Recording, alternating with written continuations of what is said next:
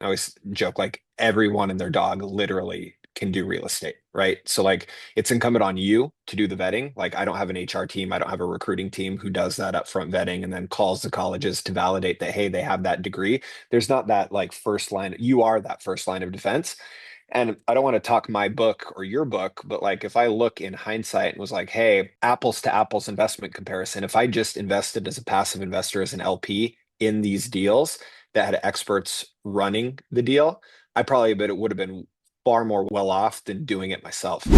What's going on, everybody? Welcome back to another great episode here on the Multifamily Wealth Podcast. In this episode, I'm chatting with Harrison Riley of Glass Beach Ventures. He's a California-based investor who is investing in properties throughout the Midwest, primarily Cleveland, Ohio. And in this episode, we chat about Harrison's journey from being an active investor, somebody who is buying small multifamily properties throughout Pittsburgh, Pennsylvania, to becoming somebody who is exclusively focusing on raising capital for him and his partners' deals that they're doing in Cleveland. We talk about why he stopped actively buying properties, shares a couple of horror stories as it relates to working with contractors and actually managing small multifamily properties. And we talk about how he transitioned and leveraged his career in the Bay Area to actually building out a network of investors who was looking to invest alongside him in the deals that he was pursuing. We talk about some horror stories as well as it relates to investing with sponsors and GPs, some deals he's invested in that have gone totally sideways. You know, what he learned from them, the red flags that he looks for when investing with other sponsors. And what I think is a really interesting component of this conversation is towards the end when Harrison talks about some of the opportunities they're bringing out to their investor base that are blending both Bitcoin and real estate.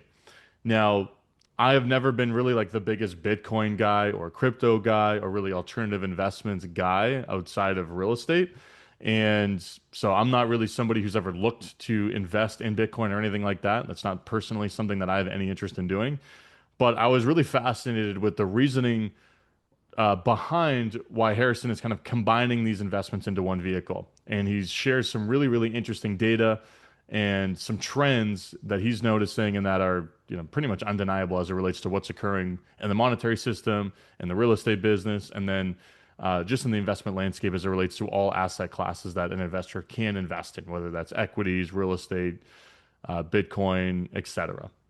So I think it's a really interesting kind of commentary on the overall state of the economy, the monetary system, et cetera, that got me thinking. And even if you're not somebody who has any interest in buying Bitcoin, I think you'll probably find it interesting because that is the definition of me. So I really enjoyed this conversation with Harrison for all these different reasons, and I think this is a really action-packed episode that's both entertaining and both valuable for the listeners who are looking to raise more capital or better vet sponsors or partners that they want to potentially work with. We are one episode away from episode 300 as well, as you've probably noticed. This is episode 299. So next week's episode, I'm going to be doing a whole solo episode, kind of an update on our business, talking about the history of the podcast, all of that. But I would love it if we could get to 300 reviews on iTunes before we hit episode 300. And for all of you who have listened to the show over the years, I really appreciate it. And if you have listened to the show for a long period of time, but you haven't taken 2 seconds to leave a review, please consider doing so. Helps the show get noticed by more folks, and that's what our goal is here as we produce these episodes. Thanks again, though, for listening, and let's get to this episode with Harrison Riley. All right, Harrison, thanks again for taking the time to join the show today, and looking forward to our conversation. Excited to chat how to work with LPs, passive investing, vet and sponsors. I think this is going to be a great show for our listeners who are looking to, one, raise more money in terms of the folks who maybe are kind of sitting in a similar seat to yours within the business. And for the sponsors out there that maybe are working with capital partners such as yourself, I'm sure they're going to get something out of this episode too. But why don't we back up however far back you would like to go in regards to, maybe what you were doing kind of pre-real estate, how you found the real estate business, and the spark notes on how you got to where you are today. Sure. Yeah. Well, first of all, thanks for having me. Appreciate what you do in the space.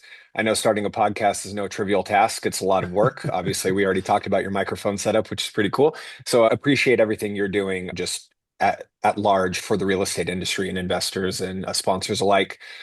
Maybe we go pretty far back because it kind of explains the name of Glass Beach Ventures. A lot of people are like, what the heck does that even mean? Was the URL just available and you decided to grab it? But I grew up in a a small town in Northern California called Fort Bragg. And Fort Bragg, if for those of your listeners that don't know, has I would say, somewhat famous beach called Glass Beach.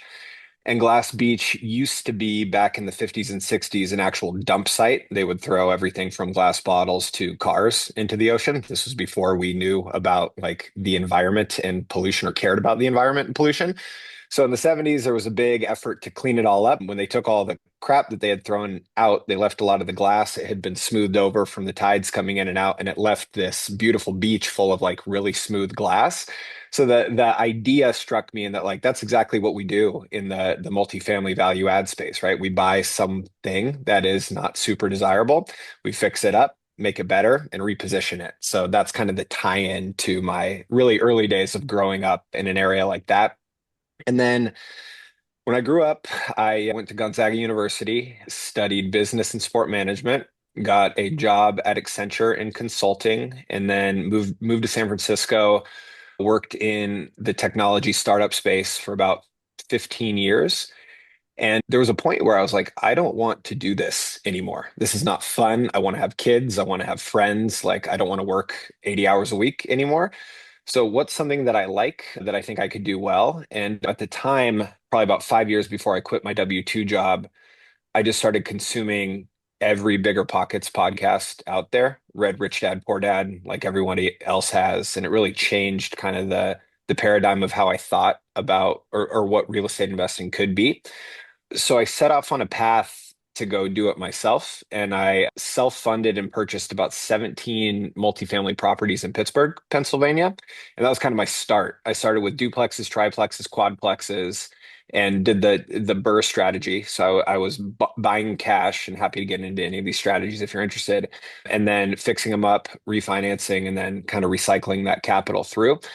But I learned really quickly that there was a lot of things in real estate investing that I did not like, namely the property management aspect of it, dealing with contractors. I have a horror story we can talk about later as well. But I loved looking at deals, underwriting them, talking to investors about why and the benefits of real estate investing. So I thought a couple things. One, there's a lot of things I don't like, so I need a team up. And two, I want to get into bigger deals because I was doing these small, very transactional deals that weren't really fun or interesting. So then I ponied up, got into a real estate mentorship course, met my coach, met my now coach and business partner, and another business partner. And now we're fully situated in Cleveland doing multifamily value add investing. So that's kind of me and my background at a super high level. Love it. Yeah, we'll spend a little bit of time on the active component. I mean, active investing relative to finding the deals, overseeing the Mhm. construction, managing residents, all that fun stuff, which is a very demanding manner of which to invest in real estate. I think, Yeah. especially if you're doing a high volume of small deals, it seems like you do a larger number of kind of two, three, 4 unit deals, and I would assume those are probably, we use the class terminology here, probably class C, probably workforce type tenant base It's there, which always carries its own challenges. Class C would be generous. So yes, it was around it was around that. Yep, yep. Yeah, exactly. So let's talk about, well, I kind of want to hear this contractor story that you mentioned. Let's hear a Mhm. quick horror story before we maybe get into things running a little bit more smoothly in your real estate world. Yeah, so I had the good fortune, at least I thought I did, of really starting my real estate investment journey in 2019, 2020, back when money was free. And then COVID hit and money was even more free. So I was like, oh my God, all these deals, just like cash flow and work. I can borrow money at such low interest rates. But part of the challenge was that like there were so many people doing this, finding contractors was really hard. So like anyone that would take my call, I was like, all right, let's work with this person immediately. I didn't have really a thorough thought through diligence process on how to vet these folks. And yeah, one of the contractors, I bought a side-by-side duplex in Pittsburgh in a really cool area, Troy Hill, overlooking the city, and got the properties at a really attractive basis because they were basically just shells with nothing in them. So it needed to be completely renovated. And a contractor quoted me what I thought was a very reasonable quote and asked for 75% of the money up front. And me being the genius that I was, I paid it. And basically, I'll save the sob story, but they did some stuff. But as they were working, we got shut down, and I found out that they weren't actually licensed to do work in the city of Pittsburgh. So it was people who didn't know what they were doing, had lied about their certifications. I should have validated that, obviously, lesson learned. And the hit to the business was about $200,000. And we went to mediation because I didn't want to take him to court because I didn't think that we could, I thought I could win, but I didn't think I could recover much funds. And we settled for him to pay me back $15,000. So that was Damn. wonderful. Yeah, Yeah. that's a punch in the gut. That is, Big one. yeah. And that, I mean, that taught me a lot. It didn't discourage me from continuing to go down the path, but it was a major hit, right? Like it's not only my money, it's my wife's money, it's our collective money. She put the trust in me to not screw this up, for lack of a better term. We may have used slightly more harsh language in our conversation, Yeah. but you live and you learn. And I learned a tremendously valuable lesson. One, you never allow a contractor to bill you that way. There's a variety of different other ways you can go about it. And this would have been a great like AI use case, right? Like for go into Chat GPT, say, hey, how should I structure these deals with these contractors? I didn't have that luxury back then. But yeah, I learned the lesson the hard way and learned acutely what I don't like to do. Like I do not like working with contractors because again, like I don't know what a light bulb costs, right? Like I could look it up, but like if we're buying 100 light bulbs, I don't want to do the costing of that. I don't want to do the costing of materials, so on and so forth. So like let me and this is why my partnership group is really important. Like my business partner, he built out a property management and construction arm of his investment company. So he already has that taken care of, the things that I don't like to do. I bring the investor capital. I'm located in the Bay Area. And then my other partner does all the finance and accounting, tax returns, and the other part of the business that I don't really like to do. So I'm hyper focused on like looking at deals, looking at the markets, talking to investors, and pitching the benefits of real estate. But then I've gotten myself out of these situations that I don't inherently feel comfortable or like being in. Yeah, and I think that's a great takeaway. It's funny that this contractor story, it's like I have basically the same exact one. Deal number three hired there were multiple issues that went, or multiple mistakes I made, I should say, multiple issues with the contractor that I hired in terms of the wrong one for the job, had background doing kind of lower grade apartment turns. We were doing kind of a higher end level of renovation at the property they were buying that I was hiring him to work on. And then Yep. I very similarly paid him way too much upfront to buy all the materials. And it's like, Yep. I think that there's an element in, I don't know if maybe have the same opinion, but I feel like there's a lot of folks who find themselves in a similar position who maybe don't come from construction or don't come from the trades or don't come from that world. When you're working with subs or GCs or whoever, you kind of just assume that everyone conducts themselves in the same exact way that you would, which is a pretty naive way of approaching the world and business Oh yeah. specifically. But I Oh think yeah. it's something that a lot of people learn that don't come from that line of business who enter real estate, who come from maybe, a finance background or a sales background or just some other Yep. industry. And I think it's something that a lot of people learn. And the other thing that I mentioned too, to like a lot of the listeners or folks who get in as, as investors from another industry or they have no background in real estate, construction, trades, property management, whatever, is there is benefits in working with, for example, a PM who's going to manage construction, right? Because they can become at least kind of the shell, or I should say the shield for you being scammed more or less, right? By that Correct. GC, right? They got more vetted folks. They kind of know how to structure the contracts.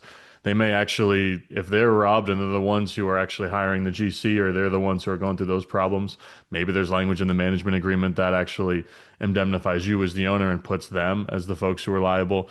And it's like, there's some benefits in doing that over a period of time so that you become more comfortable with how it all works, right? Rely on some professionals early, even though you may make less money, but it's a situation where you might be protecting your downside, which I also learned in the exact same process that you probably learned. Comments on that. One, yes, regarding like vetting of the people that you're working with. When you work in a non-real estate industry, like me and working in startups in the Bay Area, like people apply, they have this college degree that says they're somewhat qualified for what job they're actually being hired to do.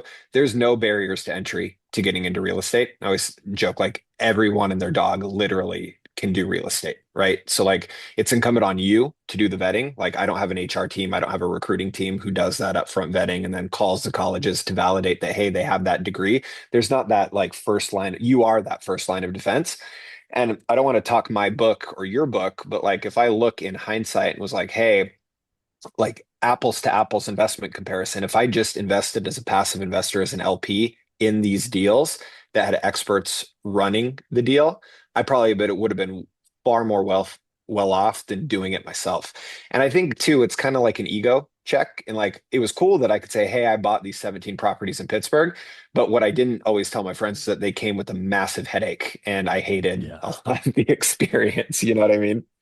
Yeah, it's like the sports gambler or any gambler who's like, made X amount of dollars betting on Gonzaga, if we're going to use your team as an Yeah. Oh example. yeah. And then they Yep. don't talk about all the losses behind the scenes of all the bets they Exactly. didn't win, right? Yes, And they're yes, showing the yes. highlight Yep. reel. But That's right. so what ended up happening with those buildings? Did you end up selling all those off as you transitioned into raising capital with your current partnership group, or do you still own them? Or I did. I divested completely out of Pittsburgh, not because I don't like the market, but because I wanted to fully just be into the new strategy. So I invest as an LP in all my deals as a GP. We can talk about some GP horror stories too, not on my team, but where I'm an LP in other deals. But yeah, I mean, paramount to this industry, and we'll talk about LPs and what they need to look out for. It's like you really need to trust who you're investing in. Like that is the single most important factor in making an investment decision. The deal's almost secondary. You're investing in the people first and foremost.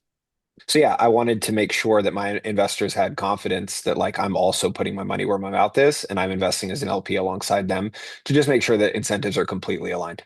yeah, yeah, absolutely. I think it's a really critical part of telling that story to a prospective LP as well. So let's talk about, I kind of want to take this in a couple directions. Maybe we start with how you started developing relationships with LPs who are going to come along, on this ride with you.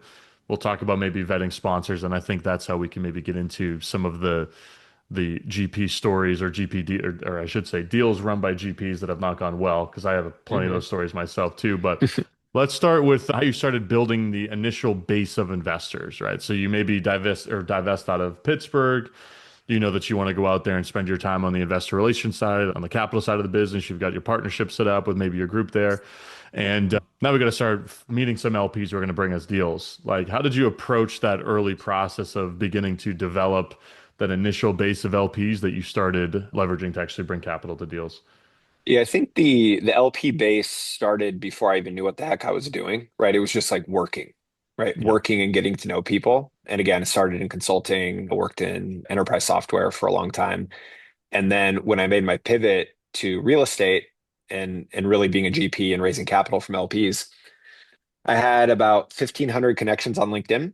And I sent an individual message to each one of them saying, hey, I'm starting this new business. Would you be okay for me sending an email about it and like the opportunities available? And I wanted to make sure that I did that versus just like buying some list and scraping their emails from LinkedIn and then just randomly sending them a message.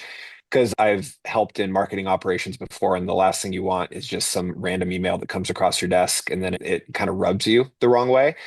So that was my first pass in like in exposure into rejection in real estate. So of the 1,500 people that I reached out to, about 500 responded to me. So I think a 33% response rate isn't terrible. You'd hope you're like, hey, I thought we were better friends than this and that everyone would respond, but they didn't. And that's okay. So of the 1,500, I got about 500 people in my initial LP database. I sent out my first kind of marketing email around like what we're doing, our strategy, where we're investing in, the types of deals we're looking at. And then 20 people unsubscribed. My first email. I was like, oh my God, what is happening? Doesn't it But feel so frustrating when you see oh, someone unsubscribe from your email? it's a punch to the gut. And I'm Yeah. like, wait, We make it my such a bigger deal than it should be, but yeah. dude, my real estate agent who also invests in Cleveland and sold me the house that we live in Alameda was one of the unsubscribes. I'm like, dude, what are you doing to me? And he said that I actually reached out to him, was like, hey, did you mean to do this? Because I thought it was like a bug in the software, right? And he's like, he said he didn't, but between us and everyone listening, I don't believe him. But I think it's really important to be reminded that you don't want to take these things personally, right? Because like you're not going out for beers with these people, you're not going to watch a sports game. Some of the investors I am because they're like close personal friends and family members. But yeah, it's just business. People might not be interested in what you're doing, and it's okay. That's totally fine. So then from there, built up my LP base and worked with my partnership group around the first deal. And the first deal that we did was in Cleveland. and it was a 186 unit building, so a major step up from the first deal that we did. And we were looking to raise about five million in equity for the deal.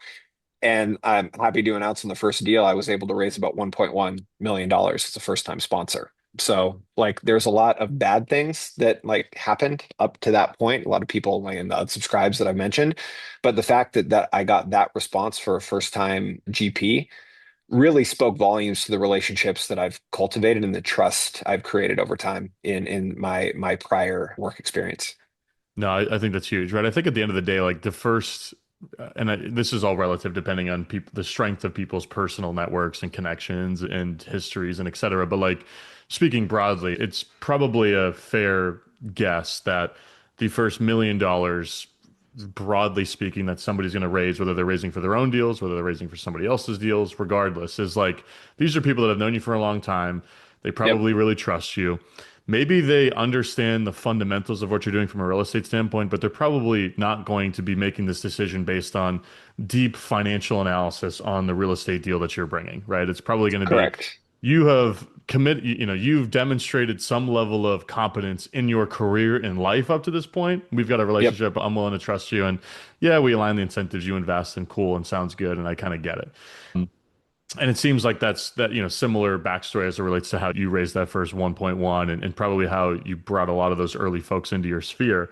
As you started pouring a little bit more gas on the fire, and I think maybe this is where we kind of discuss like broad strokes. Best practices in going from I have my family and friends that have invested in a deal, maybe a couple of deals.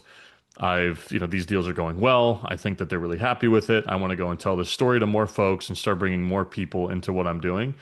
yep, What did you do at that point in terms of like now we're going to start to get to the edges of maybe my personal network and start to meet some new folks and actually maybe bring in new investors who don't know me prior to me being in this real estate business? yep. And how did you actually make that bridge or I should say make that start? A lot of it has been somewhat organic in that like I loathe networking events. Like I hate Yeah, them so much. I so do I. can't tell you how much I don't like them because everyone's there for the same thing. And it feels disingenuous to me, to be totally honest, right? Like you are there to basically shill your product in a way. And I know I'm kind of painting a very negative picture, but this is kind of how I feel about it. I'd rather meet people. Well, I have a lot of warm introductions. So a lot of investors who have invested will refer me to their friends and family. Then I also have a lot of people that maybe might not be super interested in real estate investing, but have friends who are. And then they introduce me to those friends too. So there's been a lot of warm introductions from my existing network that do and don't want to invest in real estate. And then it's like avenues like this where I get to talk and then it gets broadcast out to a variety of different people. And like then the listener can make the determination if they trust either of us and want to talk more about what we're doing, right? And then one thing that I did that was not successful, and I just want to talk to your other maybe first time or early GPs who are starting off in this space. I bought a list of family offices and registered investment advisors.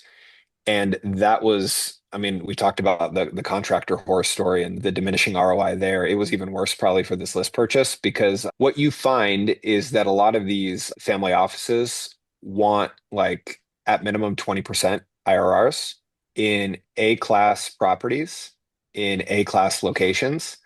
And like I'm not the dumbest guy in the world, but like that's a really hard thing to Yeah. find unless you have massive pools of capital and a major track record in institutional grade type products, right? So don't go down that path unless you are like 500 million under management and you already have more money than you know what to do with. Then maybe go buy those lists because you're going to start attracting the larger pools of capital. But I would say just keep it small. And then I kind of gave the advice earlier of trying to get into bigger deals.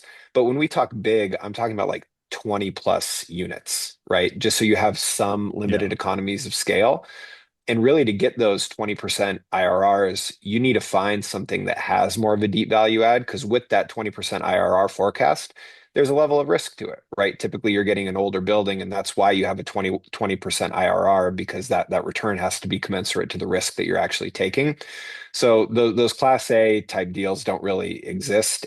All the family offices that I spoke with said, we want this. but they were getting that on paper in all the deals they invested in 2022 and 2021. And I can guarantee you that those deals as underwritten did not forecast interest rates jumping like 500% or whatever they did when they come due for refinance, because that's going to screw up the fundamentals of those deals completely. So keep it small, keep it close to the vest, and really just focus on creating deep, long-lasting relationships with your LPs is the best advice that I can give. Yeah, I think it's like fundamentals to any business, right? Like, I'm a partner in a property management company that manages our deals and does third parties. So we work with a whole bunch of third party clients and, Yep. we don't spend money on like marketing or sales. We don't do Yep. outbound, I should say, right? Everything we do is Yep. inbound. It's all kind of passive behind the scenes. Monthly email newsletter.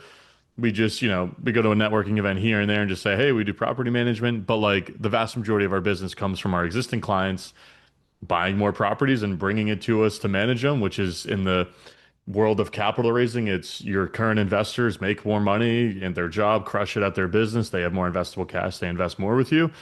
Or we just have our existing property management clients refer us to new management clients. Hey, so Yep. and so does a great job. But you should talk to them about managing your building in Manchester, right? And it's basically the same thing with investors. So it's like if you are providing a great level of service from an investor relations standpoint, and then fundamentally your service is compelling, which is we're earning great returns and our deals are performing well. Those Yep. two are going to be the primary drivers that really increase the amount of capital you can bring into your business. And then you layer on like inbound, and then if you really want to go nuts, that's when you start doing the whole outbound thing where you actually start reaching Yep. out and trying to prospect to potential investors, which, as you mentioned, is the most challenging component of actually bringing new investors into your sphere. Correct.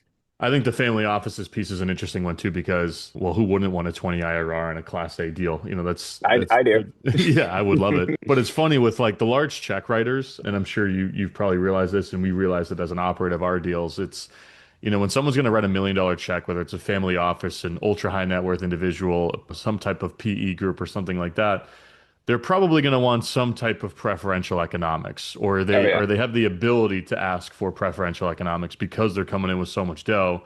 And that's an entirely different investor than the investor who's bringing 100 grand, who's purely going to be Correct. passive and doesn't really have the call it the purchasing power to go in there and say, hey, look, I want a slice of the GP, or I want some control provisions, or I want, a different split or a different pref or whatever. And it's like, yeah, that makes it a lot harder to bring those investors in as a capital raiser placing dollars because now you're working with kind of multiple layers of compensation for the actual individual raising the dough. So yeah, completely echo that. Like we've really focused our business on smaller checks, knowing that it's a little bit easier to scale that from an economic standpoint in terms of using the same deal structures, not having to kind of go crazy on any given one to accommodate some larger investor, et Yep. cetera. Well, in the larger Um, investor, you almost like get another operating partner that you don't want to, yeah, because they're going to be in the details of that, and maybe they have a different perspective on how it should be run and managed. So I think it adds a lot of complexity, and with kind of smaller, lean teams, you don't want that drag. Like 100%. you love the money, but like it comes with a couple caveats.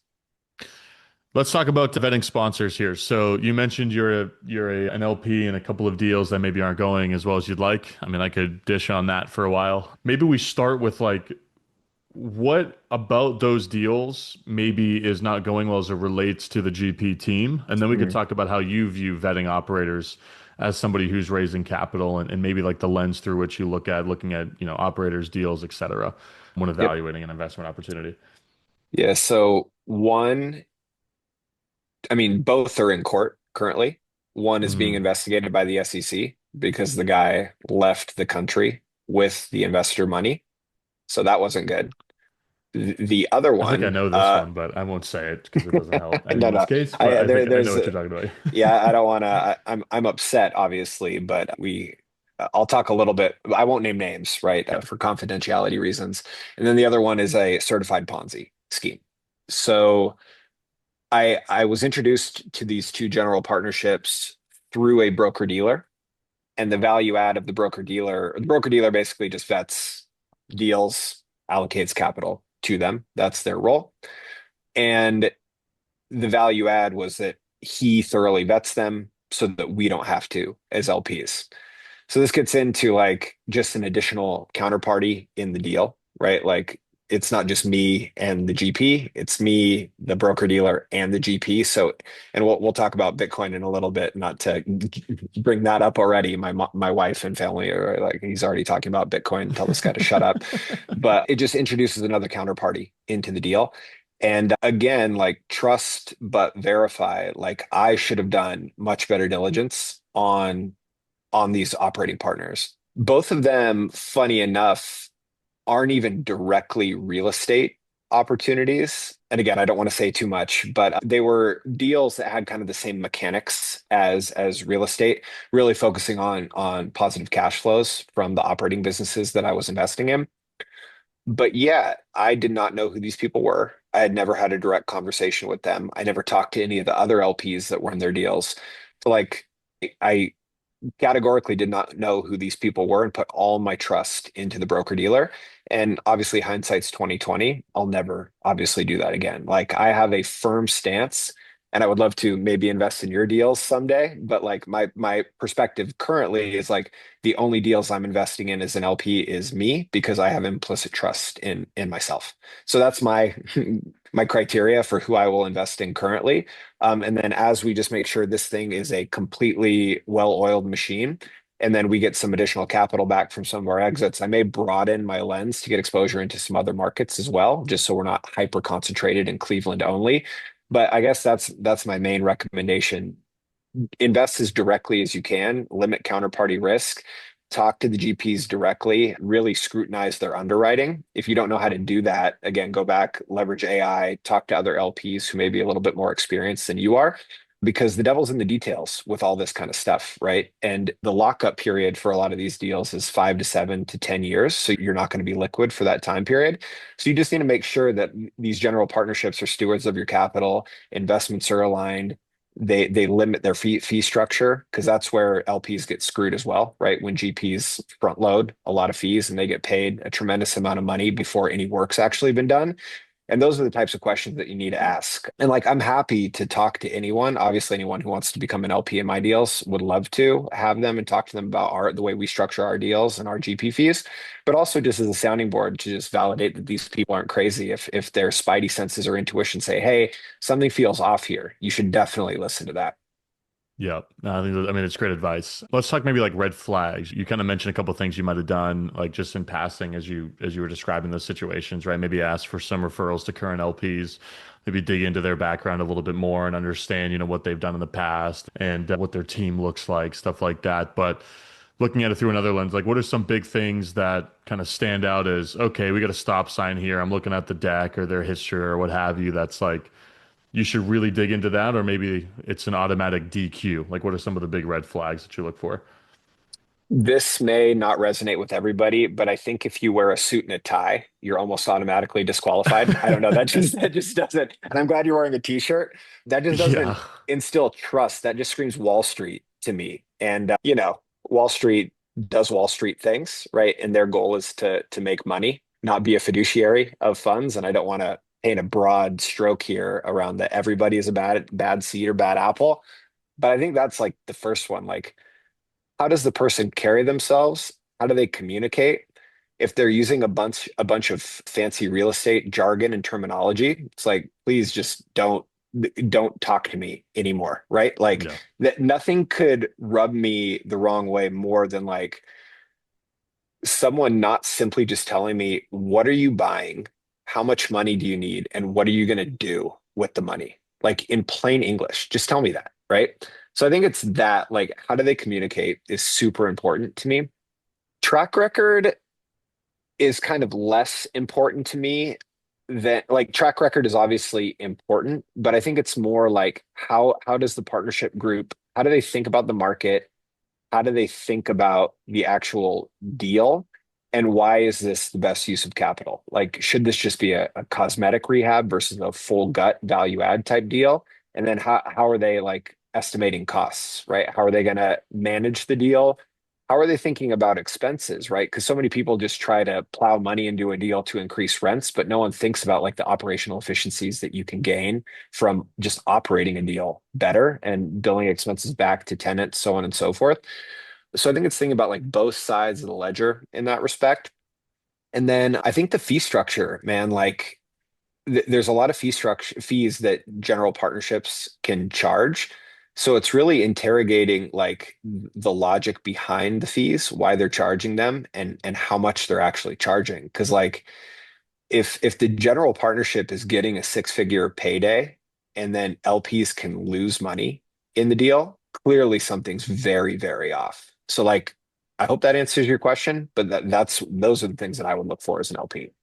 Yeah, I mean it's a huge question because there's a million things to look for, right? So it's kind of a Yep. loaded one. But the last one I think is really interesting because I think that like specific to as we're recording this, right, early September 2025, there's a lot of deals that are finally selling that were bought in 21 and 22. Yep. And people are finally realizing that their equity was wiped, or maybe they're getting a small portion of original investment back for a lot of those deals that were done.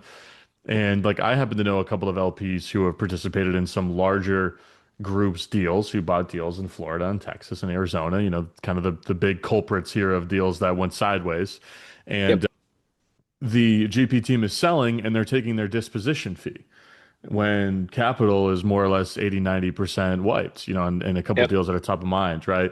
And a very simple tweak that can be made to an operating agreement, for example, or a PPM, I should say, if you're a sponsor, is our disposition fee is subordinate to return of capital upon sale. Yep. Like that's a very Yep. simple deal term, right? Where it's like if you're an LP and you're looking at that and it's like, okay, well, they are going to get their 2% on the sales price or 1% or whatever it is, regardless of whether or not we're getting hammered on our original investment. Obviously, that shouldn't sit well with anyone. Makes no sense. It defies Yep. all logic, right? But it's Yep. happening in a ton of deals right now because that's Yep. how the docs were. And then the GPs are like, I got to save my ass. I'm not making any money on my co-invest. I'm trying to keep the lights on. I'm going to take my disposition fee, and they're probably burning a lot of the relationships with those investors. For sure. But it's a dynamic that's like kind of top of mind right now. So I think not only just like fees, but also when and how the sponsor can earn those fees. Like an acquisition fee Yep. is pretty straightforward. You're going to earn that at closing. Totally. But like Yep. asset management fee, it's like, how does that relate to the pref, right?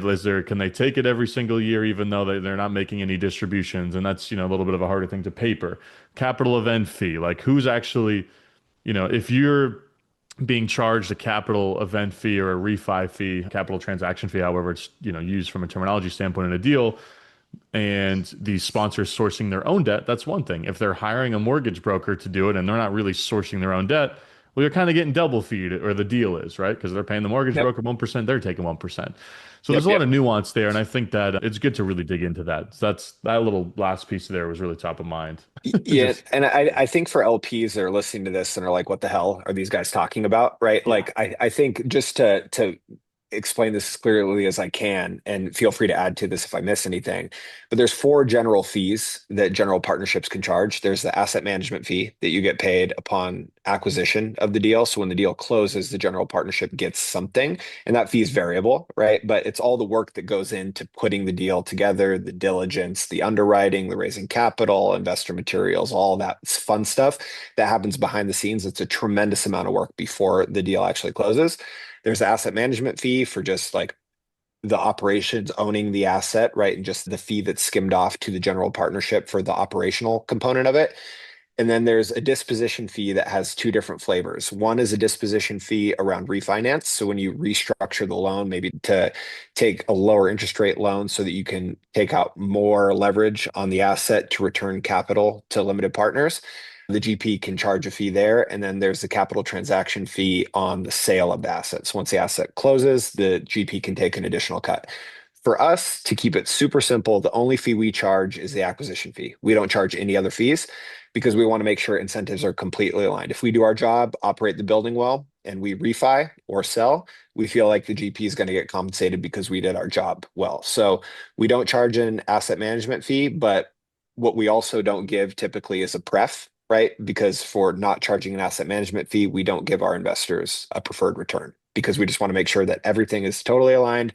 We increase operational efficiency, raise rents through the value add plan, and it's super simple and straightforward. So like if you see a fee structure that's like 10% that goes to the GP for just buying, potentially refinancing and selling the asset, but like there's no performance obligation there, run away as fast as you can.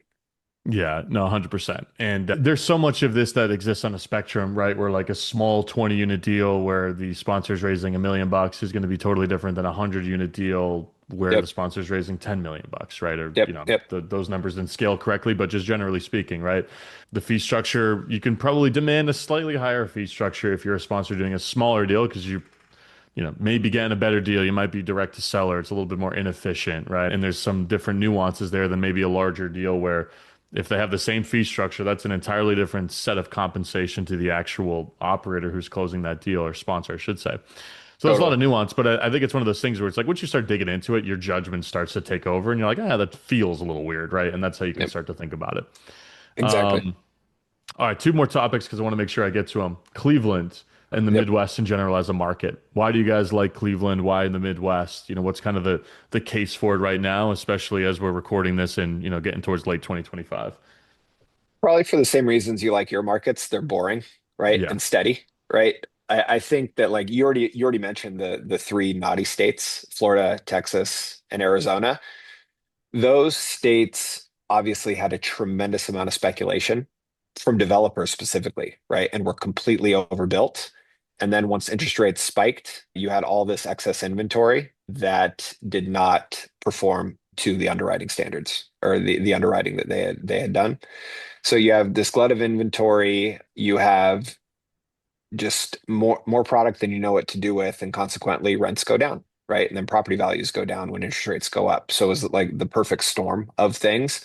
Cleveland, I was looking yesterday because we're looking to try to acquire a newish construction multifamily asset. There's nothing on the market that has been built post 1970.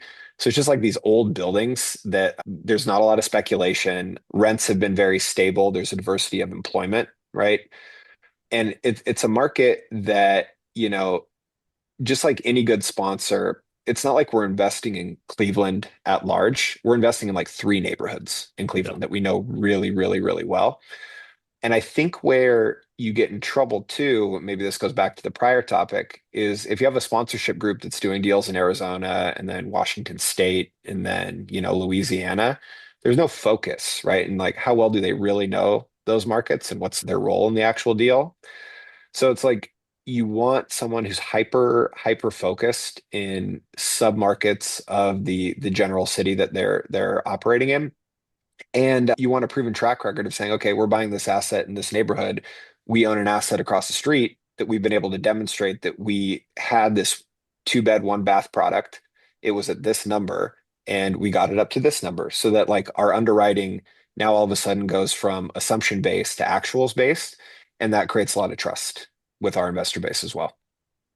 Yeah, I mean, I think we invest in New Hampshire, right? Like an hour north of Boston. The Yep. Northeast, broadly speaking, has been very stable over the last few years, as the Midwest, just again, broadly speaking. I think it's a nice time to have like the infrastructure built to do deals in these areas because I think there's a lot of folks who invested in the Southeast or the Texas or the Sun Belt or what have you, whatever region you want to pick here. That was a little bit more high supply, kind of boom bust in nature.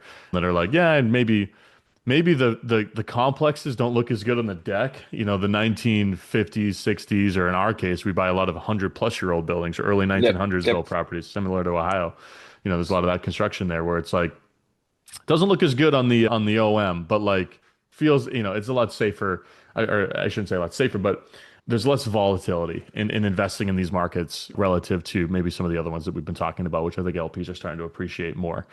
Let's get to Bitcoin here. We'll round it out. You mentioned it a little Oh, bit wow. earlier. Already. Okay, We're cool. gonna talk about it. I want to make sure that we get you out of here on time, and I want to give you the space to kind of talk about what you're doing on that front. High level, I know we were talking kind of pre-recording, combining the offerings from an investment standpoint of real estate with Bitcoin, and I think that's interesting at a high level. So I'll let you run with it from there.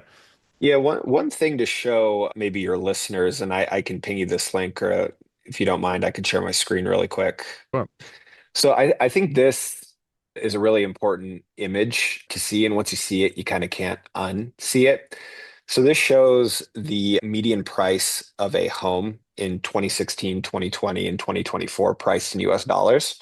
And you can see in 2016, it was about $288,000 to buy a home. There was a ton of easing through this period.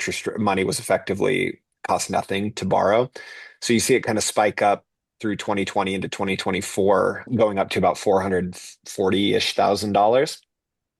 But then when you price these homes in Bitcoin, you can kind of see like the inflationary nature of the fiat money system and then the deflationary nature of Bitcoin. And I'll talk about kind of the dynamics of real estate between with real estate and Bitcoin and why that's important. But you can see it in Bitcoin terms, that house for $288,000 was 664 Bitcoin. And then it went down by over a factor of 10, right? As the US dollar value increased to $328,000, it went to 45 Bitcoin for that same home. And then now, or a year ago, 6.6 Bitcoin for a house that costs about 440 or $430,000. And now we're around 3.7 Bitcoin in 2025 for a home that's even more expensive than $434,000. So what this tells me is that, investing in Bitcoin and investing in real estate are pretty similar in that, like, the reason why we invest in hard assets is because they have the same fundamental properties, right? Like the most important one is that there's a supply constraint. Like Bitcoin, there's only ever going to be 21 million of them. And in the US, it's extremely hard to build new housing stock, right? So like people don't save in dollars because we're taught from a very early age that like your money today is going to be worth less in the future. They never really tell us why or why it's structured that way, which is something that I really want all your listeners to really try to understand, is my biggest takeaway from this.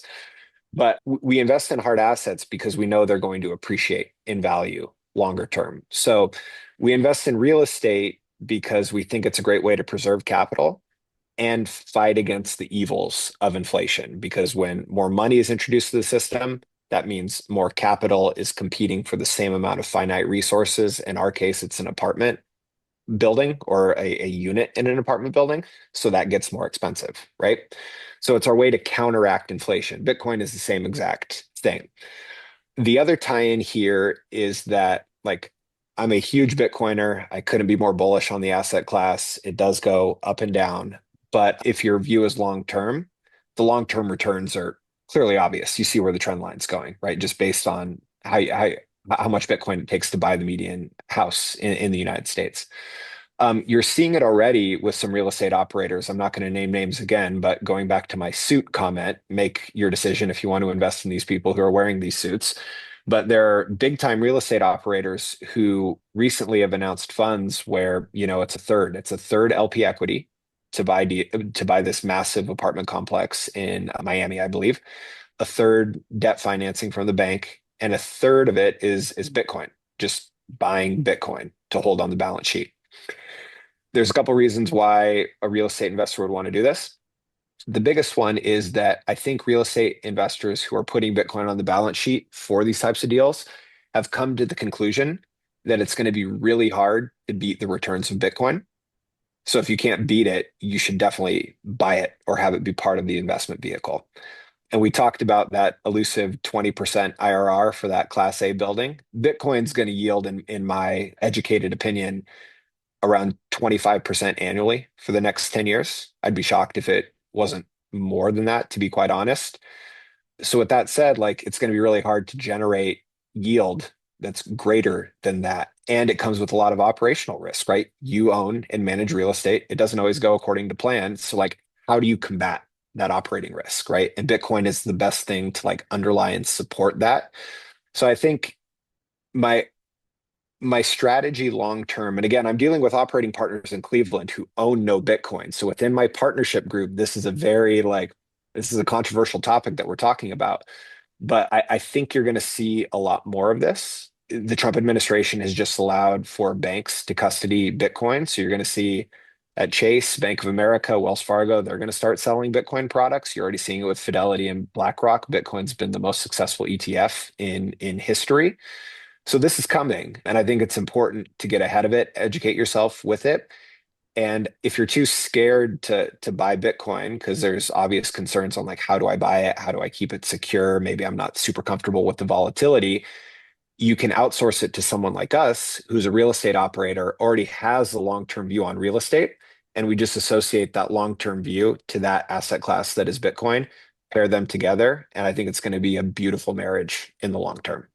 Extremely well put. And I think you're probably giving a lot of the folks listening a whole bunch to think about here where they're like, maybe they gotta, I think what's interesting with real estate guys and gals, I think in general, is there's this maybe, maybe cliche is not the right word, but we'll use the word cliche of old fashioned, not tech forwards, simplistic in the approach, like not very innovative. Every time somebody in Silicon Valley tries to start a prop tech company, it's Yep. poorly received by all the actual folks who are out there operating real estate.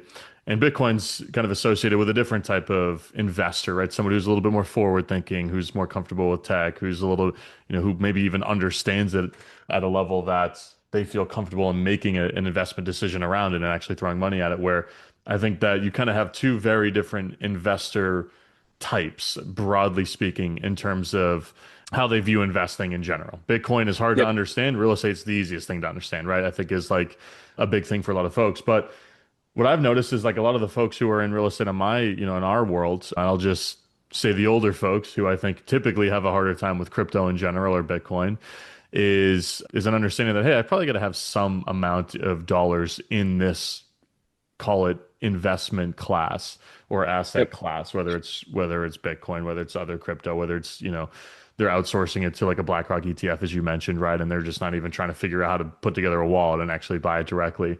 So that's probably a trend that continues, I would imagine, into the future here, especially if the returns that you see in real estate start to more normalize to historical trends because we're coming off a period of time where we completely deviated from historical trends, whether it's Yep. multifamily or self-storage or, single family residential real estate. So I think it's really interesting. I think you're probably ahead of a wider curve just as it relates to like what I'm seeing, just Yeah. personally and anecdotally.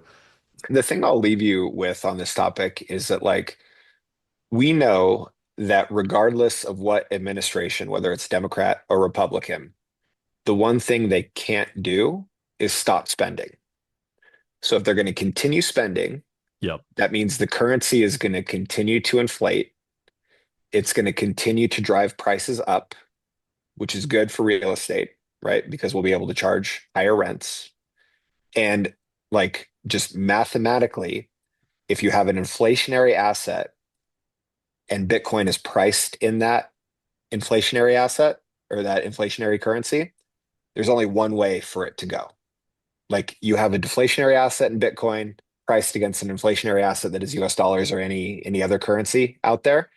There's only one way for it to go, and it's up. You can debate on how much it goes up and over what time period, but like this is an opt out. Like I don't want to get political, but like your vote to a degree obviously matters, but like if you want like financial like competency and austerity measures to actually be implemented in this concept of a balanced budget, which hasn't happened since the Clinton administration, you need to vote with your dollars, right? And Bitcoin is an opt-out of the traditional finance system. And we're fortunate in the United States where our inflation rate is three, I don't believe it's 3%. I think it's going to be, it's more in the 5, 6, 7% range.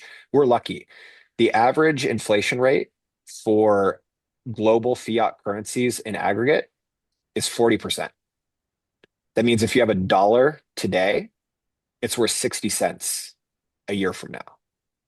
Yeah. So like something is fundamentally broken and will continue to break because they have to print themselves out of these problems, right? You just keep funding all these programs that are going to be bankrupt, like Social Security is a huge problem, right? That nobody's talking about.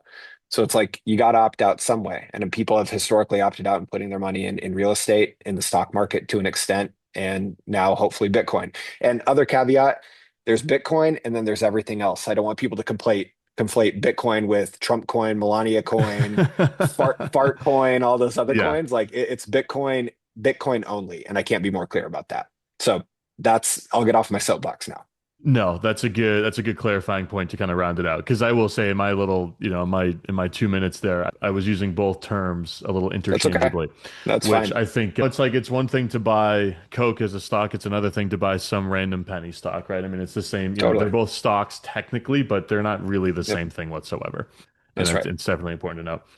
All right, Harrison, where can people learn a little bit more about what you got going on and reach out to you? Yeah, glassbeachventures.com is the best place to reach out to me. If you are interested in investing, there's a little investor questionnaire. You can fill that out, like 5 or 6 questions, just so I can get to know you a little bit better. Then we'll schedule a call and we can talk more. I'm not super active on Twitter or X, but I do post interesting stuff from time to time. So you can find me. It's at Harryzag, HARRYZAG. Big Gonzaga basketball fan. So if you don't care about real estate or Bitcoin, I'm happy to talk about Gonzaga basketball all day. And then also, I'm very excited the NFL starts tonight because when baseball is the only thing on, I'm tremendously bored. And it's nice that some other sport is starting. So, Yeah, you're preaching to the choir. Red Sox taking a run here. Roman Anthony gets hurt, and now I don't yeah, want to watch baseball anymore. So I'm glad it's the okay. I'm glad the NFL's back as well. So Glad I saved you 3 hours of your day. So hopefully you can use it for something productive. exactly. Awesome, man. This has been a great episode. Looking forward to posting it, and I'll include all those links in the show notes for everybody listening. Awesome. Cool. Thanks, Axel. Appreciate you having me, man.